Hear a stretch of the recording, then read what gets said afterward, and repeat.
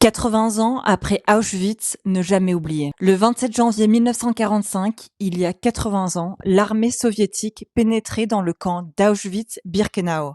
Ce jour-là, le monde découvrait l'horreur absolue. Plus d'1 million de morts, des hommes, des femmes, des enfants exterminés dans un système de haine orchestré par des nazis. Auschwitz est devenu le symbole de la Shoah. Auschwitz-Birkenau, c'était plus qu'un camp, c'était une machine de mort. Les chambres à gaz, les expériences médicales inhumaines, la faim et les humiliations constantes. Auschwitz n'est pas tombé du ciel, disait l'historien Primo Levi, lui-même rescapé.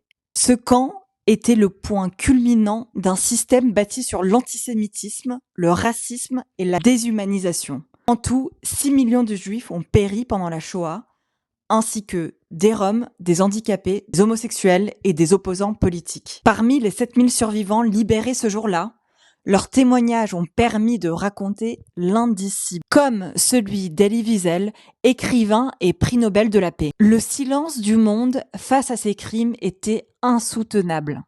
Ces récits, ce sont des leçons de courage, mais aussi des avertissements pour l'avenir. Pourquoi c'est important de se souvenir ?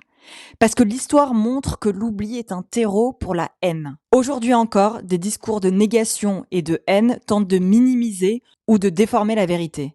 Se souvenir d'Auschwitz, c'est se battre pour un monde où plus jamais des hommes ne seront réduits à des numéros. Simone Veil, rescapée de la Shoah et grande voix de l'Europe, disait « Ceux qui ne se souviennent pas du passé sont condamnés à le revivre ». En 2025, continuons de transmettre cette mémoire aux nouvelles générations.